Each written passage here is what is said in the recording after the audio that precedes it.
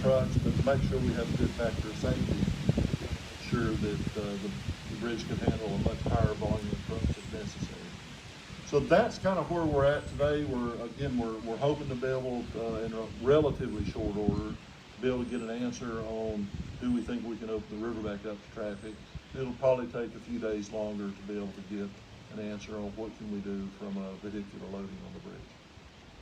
So is there maybe and you just kind of answered a little bit of it, is there a ballpark when you believe traffic, at least in some form, can go? Are we talking a week, 2 weeks, any idea?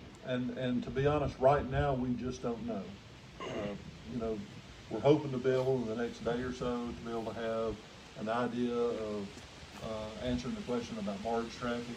For vehicular traffic, I just don't know. It's a much more involved analysis for the live load, the vehicles traveling across the bridge as opposed to the bridge sitting with no traffic. Is there any idea yet how long the fracture may have been there before it was discovered? As the commissioner mentioned, we inspect bridges on a 24-month cycle. And so, in theory, the crack could have occurred, 5 minutes after the last inspection team walked away from the bridge. It's unlikely, but we have noticed that there is some rust on the where the fracture is in the steel. And so, it's probably been, a week at least. But we really don't know offhand. This bridge has been retrofitted for earthquake, for handling earthquakes. Is there any thought that some of that retrofit may have affected the crack in any way? So we've contemplated that question. So we've spent over the last 12, 15 years about $280 million on seismic retrofit work on this bridge.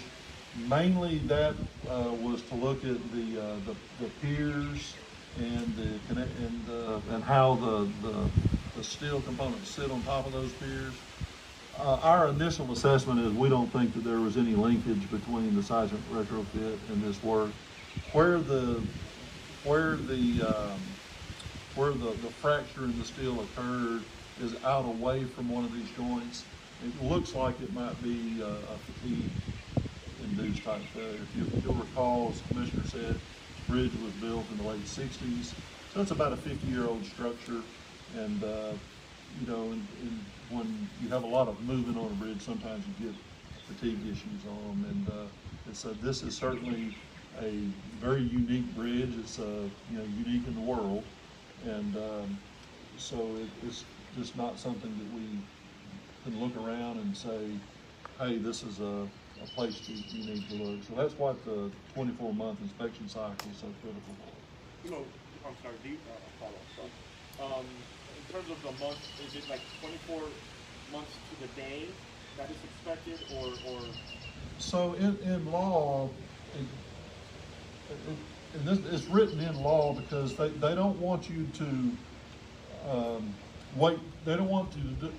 They want you to meet the window, so they have a window of between 23 and 24 months. So you basically have about a 30-day window in there, and so that. And again, the inspection is a little bit more than just the field work. After we do the field work on the inspection, we have to come back in and do some analytical work to get back and look and say, are there posting requirements? For this bridge, it's a pretty robust structure, a lot of, but it's big. And so we just, have to try to hit that 23 to 24 month window. They will ding you, if you will, the program managers in Washington, if you go beyond the 24 months. In Tennessee, we take pride in meeting the 24-month window. But if you go too early and try to get ahead, it messes up the cycle. So really, really trying to focus in on that 23 to 24 months time. You mentioned the uniqueness of this bridge as a structure. Is there any sort of precedent you guys have found, whether it's in this region or around the country, to Yes, in fact, the consultant, Michael Baker, that's working on this structure, has had experience in bridge was, my understanding, in Pennsylvania. So this type of bridge is unique, but fractures and steel components of bridge are not unique. We've seen, I know we had a bridge in Knoxville about in 1989 that we had about a 6 foot tall beam that had a similar type fracture. It was different, much different type of construction, but similar in that it was a steel fracture. And so we do come across steel fractures from time to time. In 2017, an inspection report gave it a fair rating. It was estimated that repairs would cost $200 million. Were those repairs made? So we've spent about $280 million. As far as the details of the repairs, our bridge inspection program identifies a lot of different areas. I don't know offhand of the specific repairs. Certainly this location was not identified in the bridge, but there is ongoing work that we do on bridges of this nature. It gets painted every so often.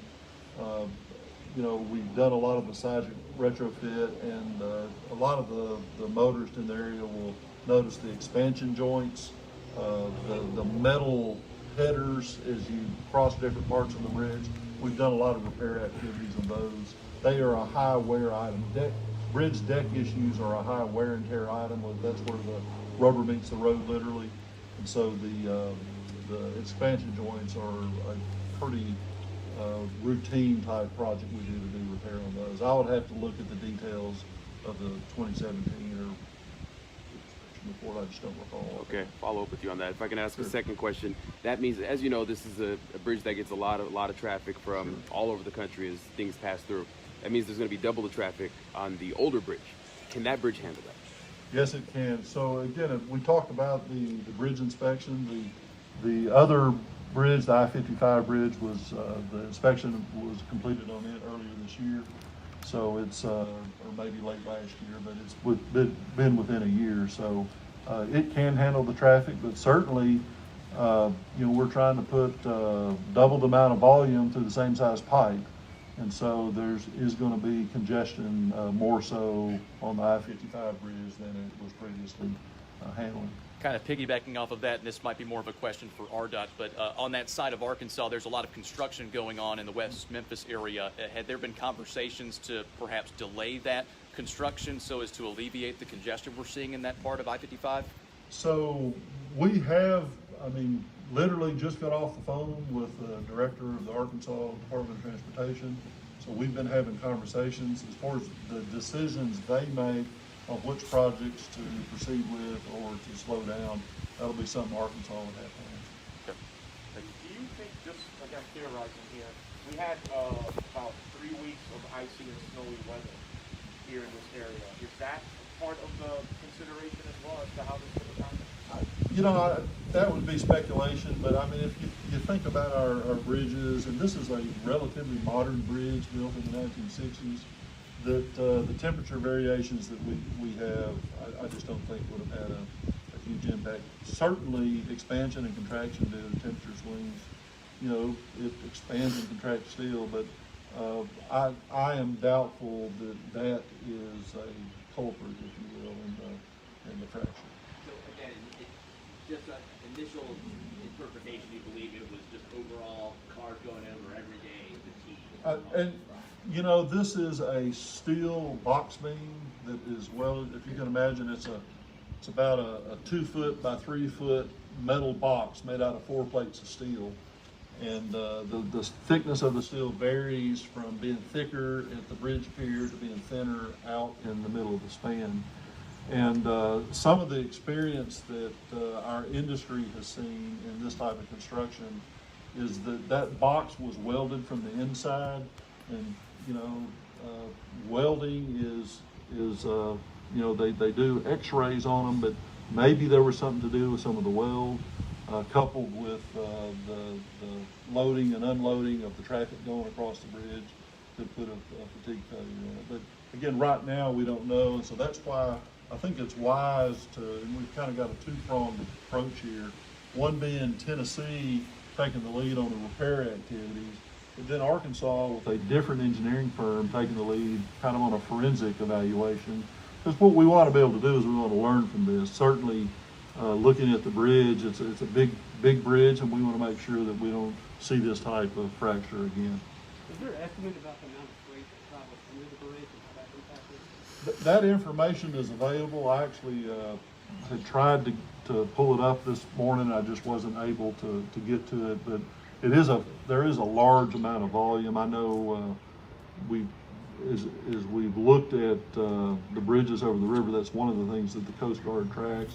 From an economic development standpoint, understanding the freight flow on the river is important to us as a transportation agency. I know that information's out there, I just don't have it available to me. Forgive. Memphis Hurricane controlled our station earlier. I was going to ask that question. We thought repairs to the bridge could last closer to months rather than weeks. Is it possible that the bridge could be shut down for that entire time, for months? And then is it also possible that traffic could return while those repairs are being made? And right now, we don't know the answer to those questions. Certainly, it's plausible that this could be months rather than weeks. We are hopeful that we can find a solution that would allow us to proceed with some opening of traffic. But right now, we just don't know. Until we have that analysis complete, we won't be able to answer that question. There's an infrastructure plan right now being discussed in Washington. When you see, this issue, how important is it to kind of improve infrastructure in general in Tennessee, and B, is this bridge or the I-55 bridge, do you think, would it be part of the plan at all? Have you heard anything about that? So I certainly, infrastructure across the state of Tennessee and Arkansas and across the country is important. It is kind of the backbone of the economy, particularly for our two states. Of course, this bridge, this isn't a maintenance issue. I mean, it's an older bridge, and we'll have to do repairs. It's just kind of like your car. Sometimes you have to, do repair if the alternator goes out on it. You have to fix that. So I think that it does point to the importance of infrastructure and why the people in Congress are talking about infrastructure. In Tennessee, we are a pay-as-you-go state, and we pay for bridges and our pavements and keep them. We pay for that first, and then we add additional capacity second. So to that extent, most of the issues we're faced with in Tennessee are looking for dollars to pay for expanded capacity through new highway construction, and the maintenance type work we're going to cover first. So this bridge will get fixed. It won't wait for money. So we'll move forward. Us in the state of Arkansas will make sure that the dollars are available as the plans are made. Can you spell your last name? Yes, Deggges. Paul Deggs. Do you know how long the full inspection will take that Mr. Baker's going to do that?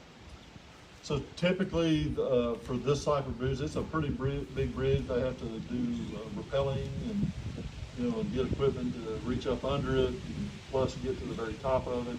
So this is probably a 30-day inspection. Is that ballpark for you guys? No, this is the 3 to 4 day inspection. We'll put our large team, of course, we found this on day one, so all the rest of the stuff is set aside. So the physical work is 3 to 4 days. Correct. They'll come back in and get back into the office and write everything up. So it's shorter than I thought it was. Well, now, it is broken in two different sections, an upper section and lower rope access portion was what was just referred to. So the very upper part of it, the rope access on that one. So it'll take a couple of weeks before we get a finished report out of the. If that's part of it, that was the first day, really, first part of the day when they saw the fracture. So as soon as we know the bridge is safe to get back on, they're going to continue the operation of expecting the rescue of the bridge as soon as possible. Still going forward with the repairs that need to be made. I mean, it's closed to our inspectors and all right now as well. Does that mean it could take 2 weeks before you can get the okay for barges to go underneath it then? I don't know the answer to that question right now. I'm hoping that our analysis will be able to be faster than that. Certainly the interstate commerce on the river is important, and so going as fast as we can, but I just don't know the time frame. Have barges had to just hang out down the river just to stand by? Well, we flew in this morning and flew over the bridge and looked up down the river, and you can see barges parked up and down the river. We're having conversations with the Coast Guard. The Coast Guard wants to know what's going on, what their plans are. So we're staying in communication with the Coast Guard so they can start advising the bridge companies and when they can start moving up and down the river. So we're very interested in where we are with the decision-making process. So I'm assuming there's no other aquatic route that commercial traffic will take, correct? I don't see another river this size, but just checking. No. Just to clarify, the bridge was last evaluated 24 months ago. It was considered fair condition? Yes. What's the rate? Bad, fair, good? It's good, fair pool. And so in Tennessee, we have a very, very high percentage of good bridges and fair bridges. Our poor bridges are less than, are in the 3% range. Have there been any long-term discussions or of at some point redoing the bridge entirely? Has that been in play in the next 5 years? Or So keep in mind, a structure like this is $1.5 billion if it's a nickel.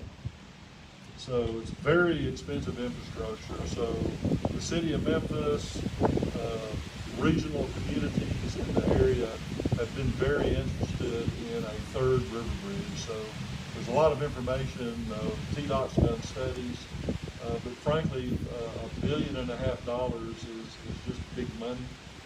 And our annual construction program is maybe about $1.1 billion a year. So that would, a project like this is just very difficult. And again, it's a split between us and Arkansas, and Arkansas is not quite as big a program as I know you briefly described where on the bridge this crack is, and specifically what it is that is cracked. How big is the crack? And I don't think any of us here, reporter-wise, are engineers. So what? So this is it's a box. Again, as I explained earlier, it's a box beam. It's about 2 feet, a little under 2 feet wide, about 32 inches tall, and it's a fracture. So of those 4 plates of steel, three of the plates have just separated, and the bottom piece of it, the 4th piece, has a crack about 20% of the width of the steel. So when we say separated, how big is the separation? A fraction of an inch, but it's not connected. It's not connected. So, and some of the welds on so it's fractured and came apart, and then the welds that weld some of the box components together on one side is kind of peeled back.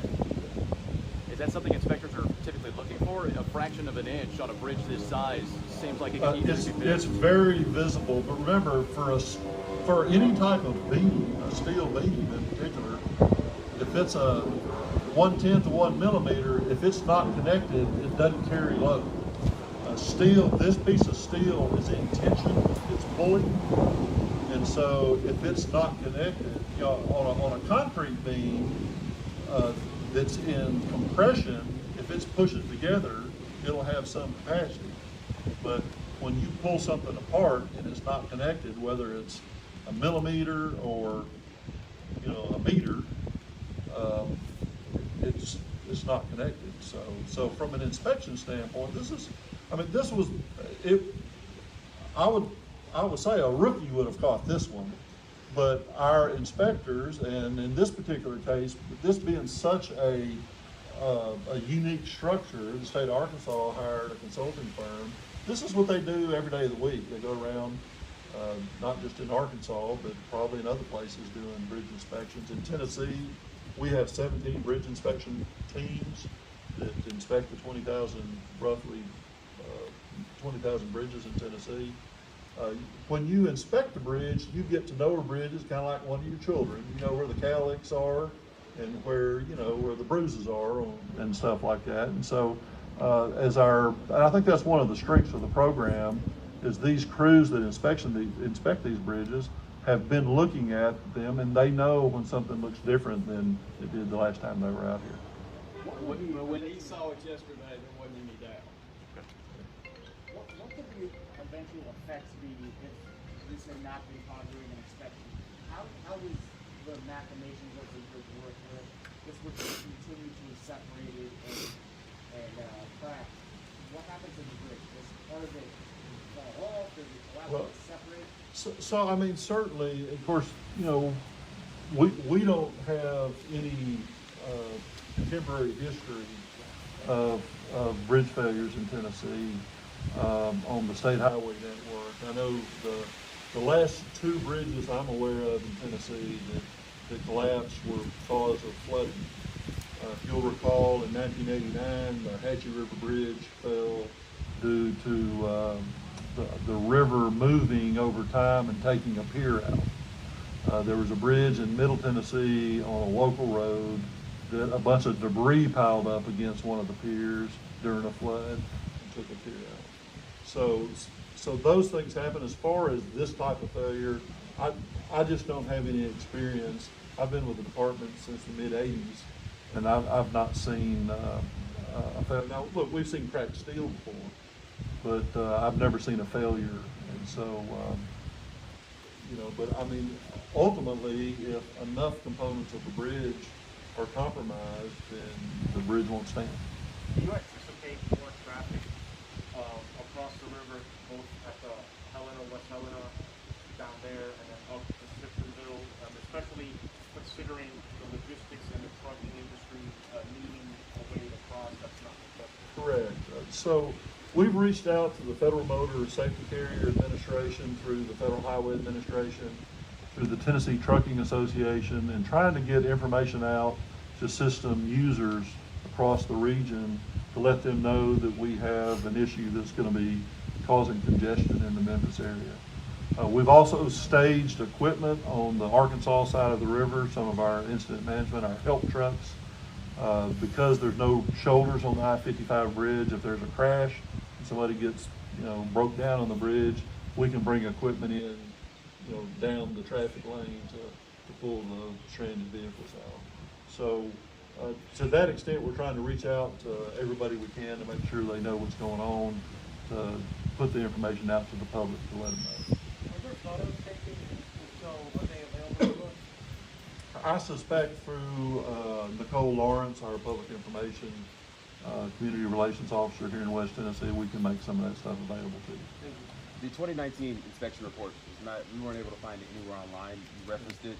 I assume you've seen it because you said said the report. Where can we find it? So as the commissioner mentioned earlier, so we have an agreement with the state of Arkansas. Arkansas is responsible for the bridge inspection and that part of the program. So if you reach out to Arkansas DOT, they should be, we don't keep that information. So the actual inspection report resides in Arkansas. Okay, thank you. That's just part of, we have a similar agreement with Missouri on I-155. Sure, I hear you. We reached out to them and they say they don't have it. Okay, well, I don't know. Which is why I'm asking you. So we'll go back to them and say that you said they have it. Well, I mean, the information does get reported on the federal level, so we'll see. I just don't know what's, I would think that they would. Any other questions? Yes, on the inspector report of 2017, I just wanted to verify that it would cost, the report said it would cost $200 million to fix. So in the inspection report, there are a wide variety of items identified, some of them minor, certainly if there's any major things, and they come up with a cost estimate. So some of the issues could be, you know, crash damage on a bridge rail somewhere, up to some of the larger items. I just don't know the details of what the 2017 report says, but based on just broad, big picture, so we get the inspection program drives repair projects, rehabilitation projects, and replacement projects. So when we get the inspection reports on these bridges, we have to make make an assessment of, or certainly if there are critical issues. In fact, in this case, the bridge inspection team said, look, this is bad, we gotta close the bridge right now. Most of the time, there are very few critical issues on a bridge, but the inspection teams note damage, crash damage on bridge. You know, maybe if you got clogged up deck drains on a bridge, you know, there's a lot of debris gets on the road, cleaning out deck drains. The inspection teams don't clean the bridge, their role is to inspect.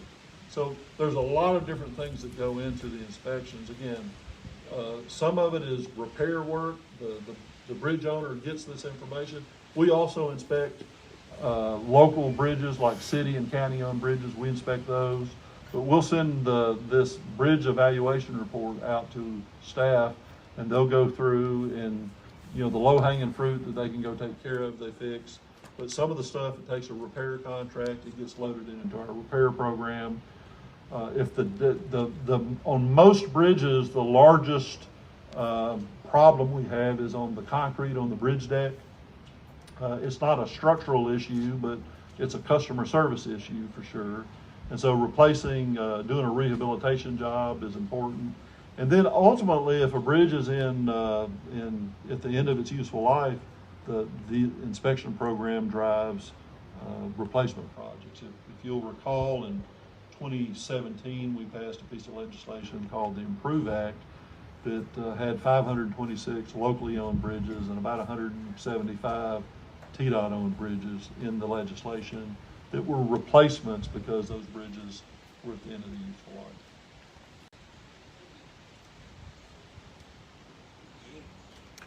Thank you so much for the time. Thank you. All right. Sure. I'm the chief engineer.